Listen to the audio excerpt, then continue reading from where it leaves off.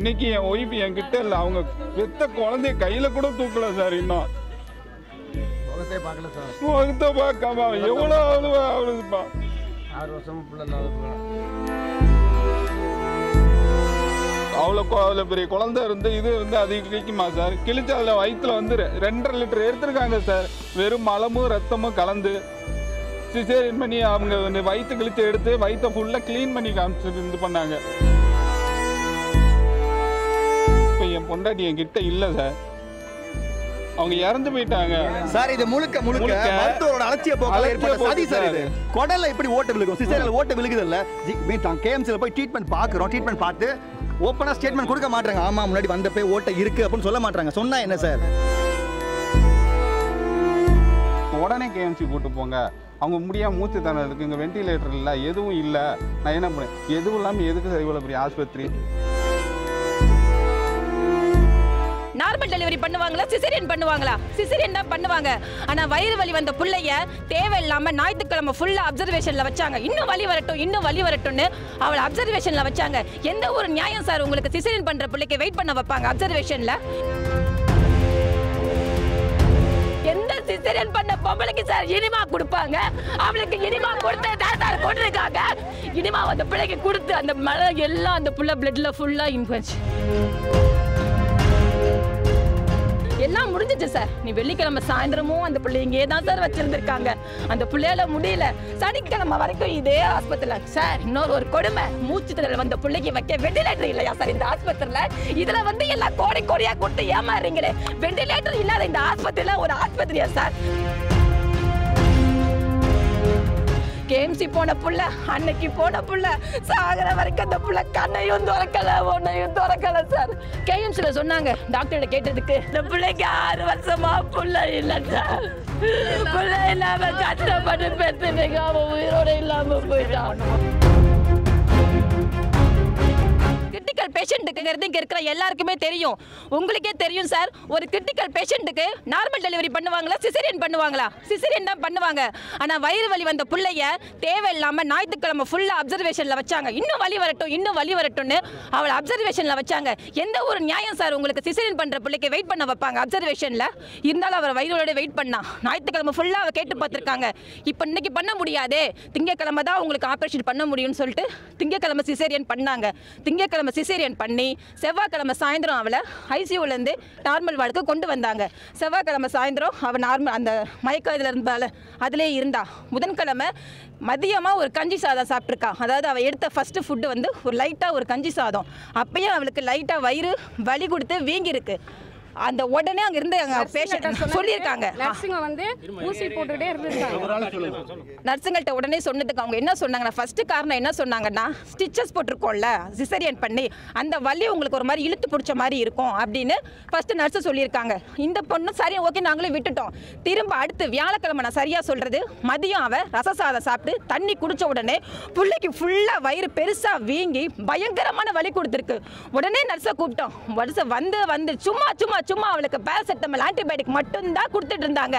கேட்டதுக்கு வயிறு வலி அப்படிதாங்க இருக்கும். ஒருவேளை சார் நல்லா நோட் பண்ணுங்க, இவ்வளவு பெரிய ஆஸ்பத்திரியில சந்தேகத்தோட சொல்றாங்க, ஒருவேளை அந்த வயிறுல வந்து கேஸ் ஃபார்ம் ஆயிருந்திருக்கலாம், அதனால வலி வருகும் அப்படின்னு சொல்லிட்டு அவ எப்பெல்லாம் வலின்னு சொல்றாளோ 1 மணி நேரத்துக்கு 1 மணி நேரம் வெறும் ஆன்டிபயோட்டிக் மட்டும்தான் அவங்க கொடுத்துருக்காங்க.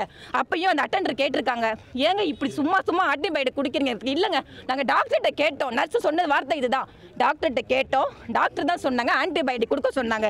அந்த பிள்ளைக்கு அப்பயும் முடியல சார், வலியிலால துடிச்சுக்கிட்டு இருந்திருக்கா. இது ஃபுல்லாக வியாழக்கிழமை நடந்திருக்கு. அடுத்து வெள்ளிக்கிழமை அவளுக்கு வலி தாங்க முடியாம பிள்ளைக்கு மூச்சு திணற ஆரம்பிச்சிருக்கு. அன்னைக்கே அவங்க ஏதாவது பண்ணியிருந்திருக்கணும்ல. அன்னைக்கு என்ன பண்ணிருக்காங்கன்னா, இங்க இருக்கிற எல்லாருக்கும் நான் சொல்றேன், டாக்டருங்கெல்லாம் பாப்பீங்கல்ல, எந்த சிசேரியன் பண்ண பொம்பளைக்கு சார் இனிமா கொடுப்பாங்க? அவளுக்கு இனிமா கொடுத்து சார் கொண்டிருக்காங்க.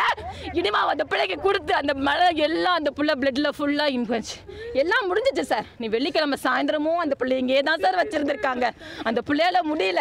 சனிக்கிழமை வரைக்கும் இதே ஆஸ்பத்திரியில சார். இன்னொரு ஒரு கொடுமை, மூச்சு திணறல் வந்த பிள்ளைக்கு வைக்க வெண்டிலேட்டர் இல்லையா சார் இந்த ஆஸ்பத்திரியில? இதுல வந்து எல்லாம் கோடியா கொடுத்து ஏமாறுறீங்களே.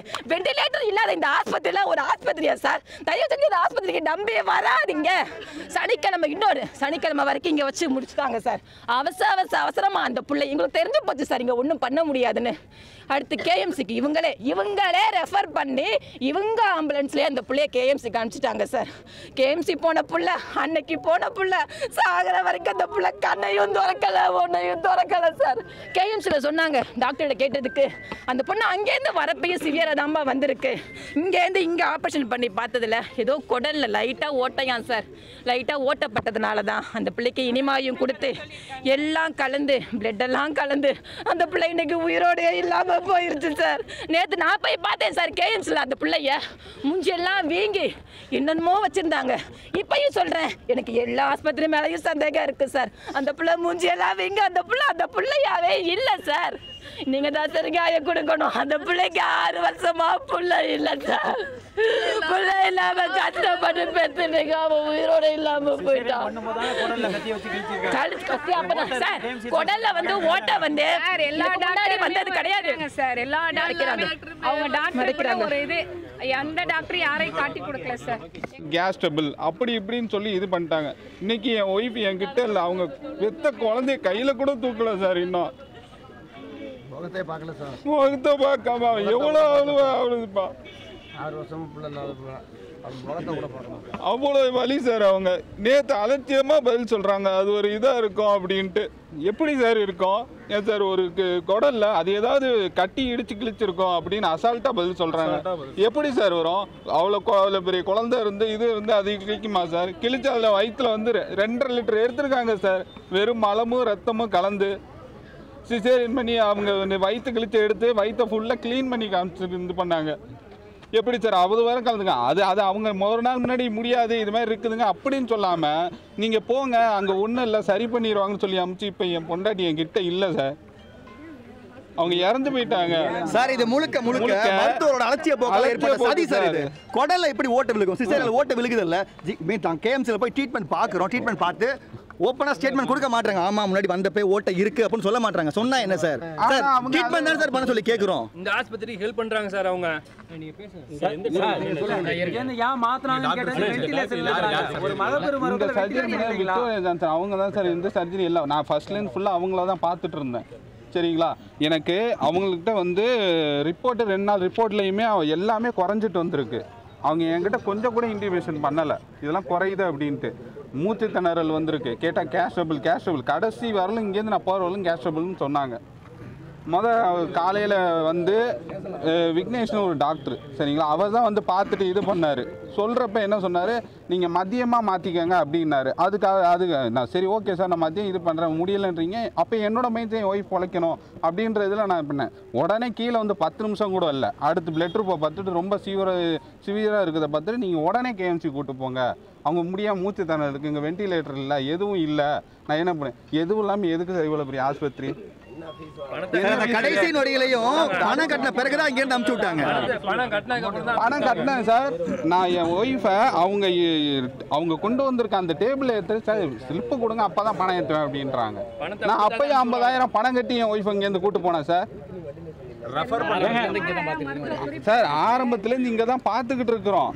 அதாவது மிஸ்டேக் அவங்களது எல்லா இதுலேயுமே மிஸ்டேக் பண்ணிட்டு அவங்க எங்களுது இல்லை அப்படின்னு கேஷுவலாக சொல்கிறாங்க சார். ஒரு உயிர் போயிடுச்சு சார்.